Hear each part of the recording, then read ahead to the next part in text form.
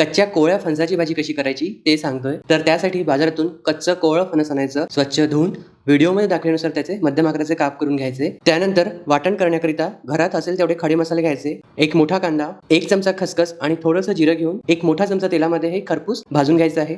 यासोबतच भाजलेलं सुकं खोबरं घातलेलं आहे. हे सर्व जिन्नस गोल्डन ब्राऊन होतपर्यंत भाजून घ्यायचे. भाजल्यानंतर मिक्सरच्या पॉटमध्ये घेऊन त्यामध्ये थोडंसं पाणी आणि कोथिंबीर घालून याचं वाटण तयार करून घ्यायचं. हे वाटण 3 मोठे चमचे तेल गरम करून त्यामध्ये घालून त्यासोबत 1 चमचा आलं लसूण पेस्ट घालून मसाल्याला तेल सुटतपर्यंत मस्तपैकी शिजवून घ्यायचं आहे. त्यानंतर एका वाटीमध्ये तुमच्या आवश्यकतेनुसार धणे जिरे पूड, हळद, काळा मसाला, तिखट, हिंग आणि काश्मीरी मिरची पूड घेऊन या मसाल्यामध्ये घालायची आहे. हा मसाला चांगल्यापैकी तेल सुटतपर्यंत परतून घ्यायचा. त्यानंतर यामध्ये फणसाच्या फोडी घालून थोडा वेळ परतून घ्यायच्या. त्यावर झाकण ठेवून एक वाफ आणायची. त्यानंतर आवश्यकतेनुसार गरम पाणी घालून वरतून चवीनुसार मीठ आणि कोथिंबीर घालून फणस शिजतपर्यंत ही भाजी शिजवून घ्यायची आहे. मसाला जर चांगला भाजला गेला असेल तर भाजीला तर्री व चव छान येते. व्हिडिओ आवडल्यास लाईक करायला विसरू नका.